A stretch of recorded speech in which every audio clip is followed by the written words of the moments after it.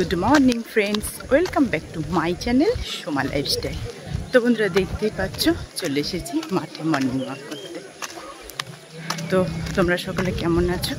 আশা করছি ভালো আছো, আমিও ভালো আছি। তো এখন থেকে আমি আমার ব্লগটা স্টার্ট করছি, তোমরা দেখতে থাকো। আমি হেঁটে নিই, আজকে আবহাওয়াটা খুব সুন্দর, হাঁটছি তো আর সুন্দর হাওয়া দিচ্ছে। তো দেখতেই পাচ্ছ বেরিয়ে পড়েছি মাঠ থেকে, এবারে যাব বাড়ি। তো এই যে বাড়ির দিকে যাচ্ছি, কি গরম। চলে আসলাম বাড়ি, আর দেখো সব বসে আছে দলে দলে বেচারারা। আমার কত দেরি হয়ে যায় ওদেরকে খাবার দিতে। আয় আয়, চল আয়। তো এবার আমি ব্যায়ামটা করে নিই, ওরা খাক। তো এই যে আজকে কোকিলটা এসেছে, অনেক দিন পর আসলো।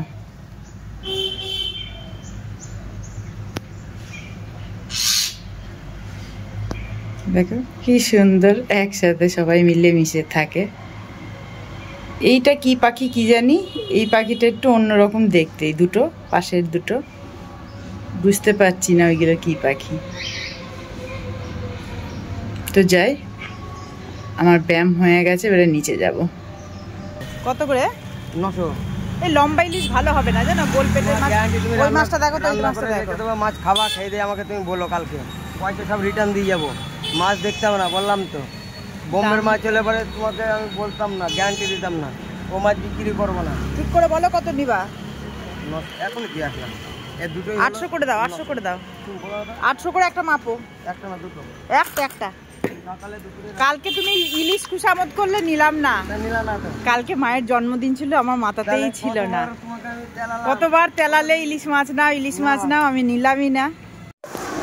তো বসে পড়েছি ব্রেকফাস্ট নিয়ে। এই যে বানিয়ে নিয়েছি ওটস আর টক দই। আজকে আর টক দই বানানো হয়নি, রাত্রেবেলায় দই বসানো হয়নি, কিনে নিয়ে আসলাম। তো আমি খেয়ে নিই। আর ওই যে আমার বারান্দার খাটের অবস্থা ওই রকমই আছে, জানি না কবে কি হবে। থাক, যবে হবে তবে হবে।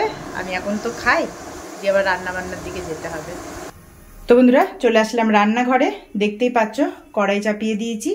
আজকে রান্না হবে ঝিঙে দিয়ে চিংড়ি মাছ দিয়ে চচ্চড়ি করব। চিংড়ি মাছ নুন হলুদ মাখানো কমপ্লিট, পেঁয়াজ কাটাও হয়ে গেছে, মা মশলা করে দিয়েছে। আর আজকে মাচালা ইলিশ মাছ নিয়ে এসেছিল। এই যে ইলিশ মাছে নুন হলুদ সুন্দর করে মাখিয়ে নিয়েছি।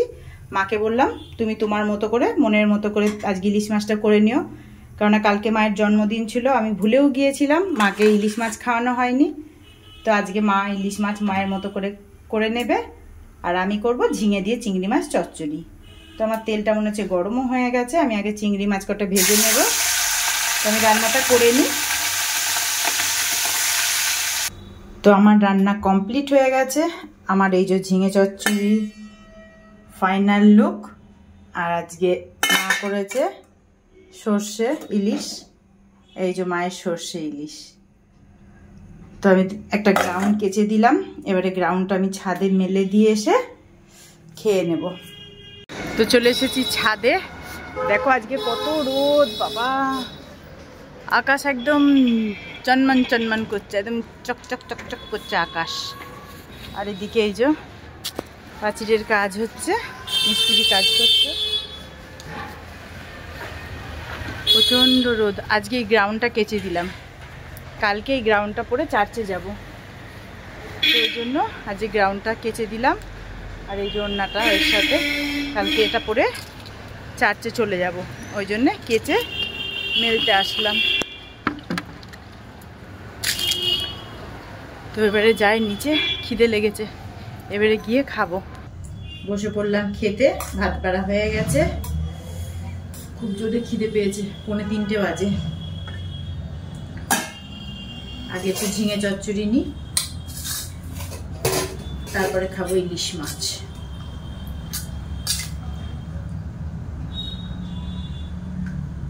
আজ ঝিঙে চচ্চড়িটা খুব সুন্দর হয়েছে, মা একটু নুন চাকলো, তা বললো দারুণ হয়েছে নাকি ঝিঙে চচ্চড়িটা। অনেকদিন পর আজকে প্রশংসা করলো আমার তরকারির।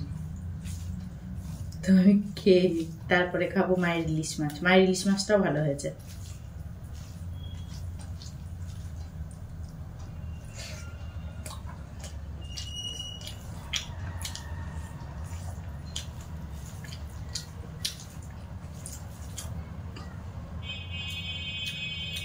আমার সবজি তো ভালোই লাগে খেতে, আমি সবজিটা বেশি খাই। মাছ মাংস তো খাই, মানে সবজি আমার অনেকটা লাগে।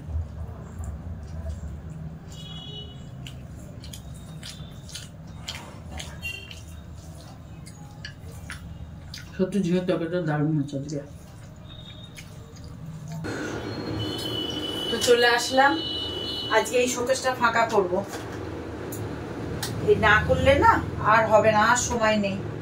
কারণ আমার পার্লারের সেপ্টেম্বর মাসের 8 তারিখে আমার পার্লারের বার্থডে। তার আগে আমাকে পার্লার পুরো পরিষ্কার করে একদম চকাচক করতে হবে। তো আজকে এই শোকেসের এই উপরটা, এই শোকেসটা পুরো ফাঁকা করে ফেলবো।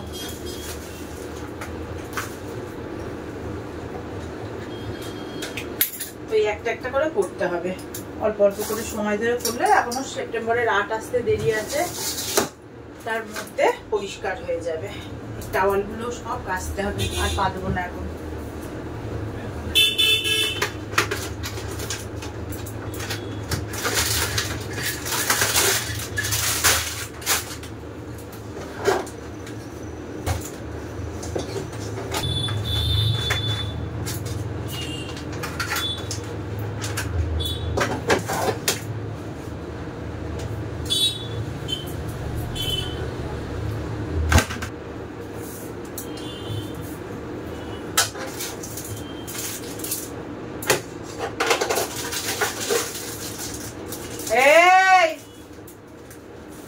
পেয়ারা গাছ খাবি না, আয় এদিকে আয়,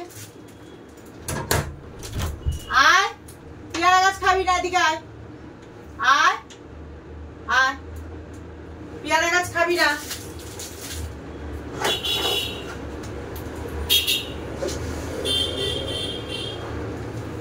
পেয়ারা গাছটাকে খাচ্ছিস? হ্যাঁ, বাইরে পেয়ারা গাছটাকে, দাঁড়া একটা কলা ছিল দেখি। তো বন্ধুরা দেখো কে এসেছে আমার সাথে দেখা করতে। পেয়ারা গাছ আছে বাইরে একটা, পেয়ারা গাছটাকে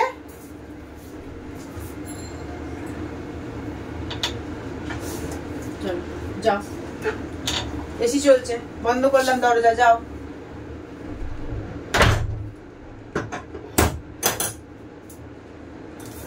ও আমাকে খুব চেনে। শুধু ওখানে আমার একটা পেয়ারা গাছ আছে, পেয়ারা গাছটাকে খেতে যাচ্ছিল, পার্লার দিয়ে চিল্লিয়েছি, চলে আসলো। খুব বোঝে। হ্যাঁ দিলাম, খেলো। পেয়ারা গাছটাকে তার মানে এই খাই। খুব দুষ্টু, খুব দুষ্টু। আর কিছু নেই, একটাই কলা ছিল, আর নেই, নেই নেই, আর কিছু নেই, যাও।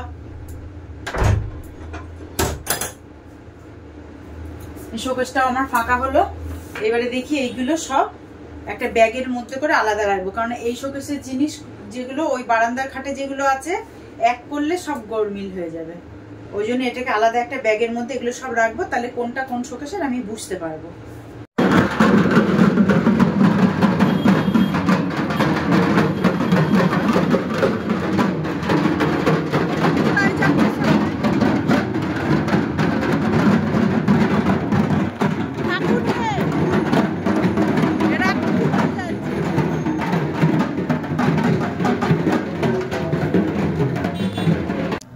তো বন্ধুরা অনেকক্ষণ পর আবার তোমাদের সামনে আসলাম।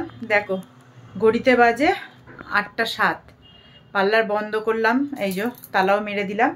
এইবারে যাব গিয়ে আমি ঢুকবো স্নানে, কেননা আজকে আমি স্নান করার সারাদিন আর সময় পেলাম না। পার্লারটা এগুলো পরিষ্কার করলাম, আর এই যে বারান্দার খাটের ওপর এই যে এগুলো সব জমা করেছি, ওই যে ওগুলো ব্যাগের মধ্যে করে এনে রেখেছি, এগুলো সব গুছাচ্ছি। এইবারে আমি যাব স্নানে, স্নান টান করে তারপরে আর কাজ বাবা ওটস বানাতে হবে, খিদেও লেগেছে জোরসে। তো পরে আসছি স্নান টান করে। তো বন্ধুরা দেখতেই পাচ্ছ স্নান ধান কমপ্লিট হলো। আর স্নান করতে করতে ওটস চাপিয়ে আমি স্নানে গিয়েছিলাম। তো প্রচণ্ড জোরে খিদে পেয়েছে, এই জন্য নিয়ে নিয়েছি ওটস। আর দুপুরের ঝিঙের তরকারি ছিল, আর এই যে মামারা একটু দিয়েছে, ঘুগনি দিয়েছে। তো এই ঘুগনি দিয়ে আর ঝিঙের তরকারি দিয়ে ওটসটা খেয়ে নেব। ইলিশ মাছ দিয়ে তো আর ওটস খাওয়া যাবে না, এক পিস হয়তো থেকে যাবে, ওটা কালকে খেয়ে নেব। তো আমি খেয়ে নিই, পরে আসছি, প্রচণ্ড খিদে পেয়েছে।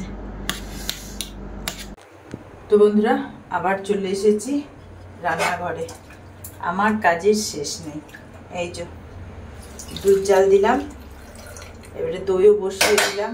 আর এদিকে আমি ঘুমে চোখে তাকাতে পারছি না, চোখগুলো দেখো বুজে গিয়েছে। এতক্ষণ স্নান ধান করে খেয়ে দিয়ে বসে বসে এডিট করলাম, দিয়ে মনে পড়লো দুধ জাল দেওয়া হয়নি, দই বসাতে হবে। চলে আসলাম রান্নাঘরে, এই যে দুধ জাল দিলাম, দই বসিয়ে দিলাম। আর পাচ্ছি না, এবারে ঘুমিয়ে পড়বো। দই বসানো কমপ্লিট, ঢেকে দিই।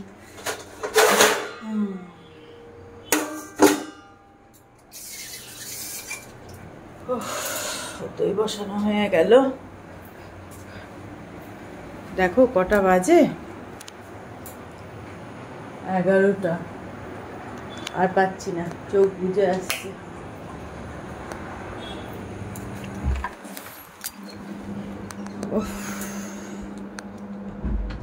তো ব্লগটা আমি এখানেই শেষ করছি। তোমরা সকলে ভালো থেকো, সুস্থ থেকো। দেখা হবে পরের ব্লগে। Bye, good night.